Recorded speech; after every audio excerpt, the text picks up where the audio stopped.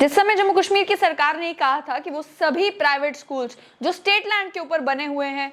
खाली करो, या स्टेट जो है वो कंट्रोल ले लेगी उन सभी स्कूल्स का, तो फौरन वो प्राइवेट स्कूल्स कोर्ट पहुंचे थे और उन्होंने उस मामले में स्टे लिया। लेकिन इतना हंगामा हो जाने के बाद अब सरकार ये पूछने लगी है कि जितने भी प्राइवेट स्कूल्स सरकारी लैंड के ऊपर है उनके लिए एक और चीज जरूरी है। वो चीज जरूरी ये है कि उन सभी प्राइवेट स्कूल्स को एलिमेंट्री एजुकेशन यानी कि प्री स्कूल और क्लास फर्स्ट तक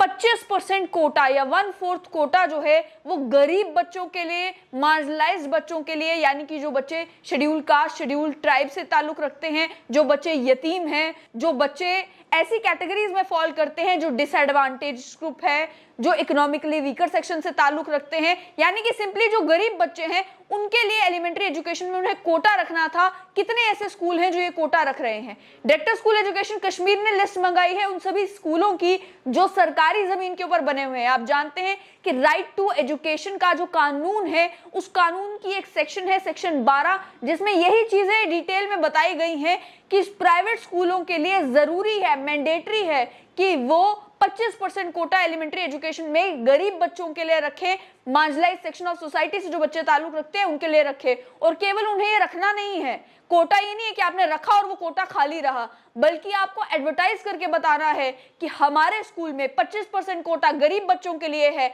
इतनी सीट्स वेकेंट है गरीब बच्चों के लिए, आप आए अपने बच्चे की एडमिशन हमारे स्कूल में करवाएं, उस बच्चे की पढ़ाई का पूरा खर्चा जो है वो हम उठाएंगे। वो सारा काम जो है प्राइवेट स्कूल्स को करना था। कितने स्कूल जम्मू कश्मीर में ये सब कुछ कर रहे हैं? कितने प्राइवेट स्कूल ये काम कर रहे हैं? और वहीं जहां बात आती है उन स्कूल्स की जो स्टेट लैंड के ऊपर है, आप जानते हैं कानून क्या कहता है? कानून ये कहता है कि ऐसे अगर प्राइवेट स्कूल्स ऐसे बच्चों को कोटा देते हैं, कुछ मामलों में सरकार रीइंबर्स करेगी स्कूल्स को, कि यानी कि आपने बच्चे की पढ़ाई के ऊपर जितना खर्चा किया सरकार आपको पैसा देगी। और कुछ मामलों में, जिन मामलों में सरकारी जमीन के ऊपर आपका स्कूल चल रहा है, माना यह जाएगा कि सरकार ने रीइंबर्स कर दिया आपको, यानी कि मुफ्त में आप उनकी जमीन इस्तेमाल कर रहे हैं। जाहिर सी बात है इतना खर्चा जो है वो उस बच्चे की पढ़ाई पर नहीं होगा, उन बच्चों की पढ़ाई पर नहीं होगा जितना फायदा आपको सरकारी जमीन इस्तेमाल करने से हो रहा है। आप जानते हैं आजकल वैसे भी जम्मू कश्मीर में जमीनों की कीमतें कितनी हैं और जमीनों के मसले कितने हैं।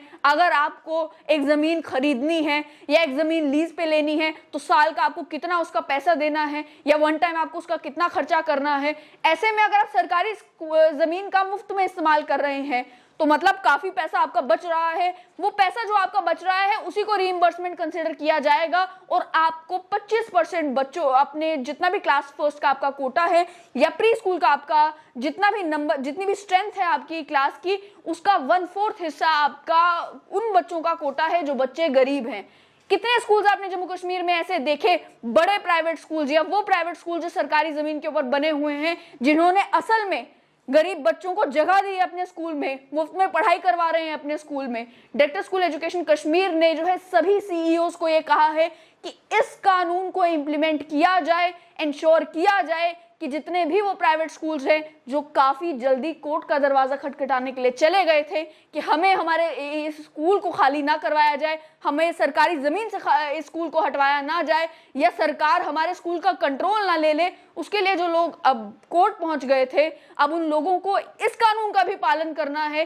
कि वो ये इंश्योर करें कि गरीब बच्चों को अपने स्कूल में जगह दें ताकि गरीब का बच्चा भी प्राइवेट स्कूल में एलिमेंट्री एजुकेशन ले सके।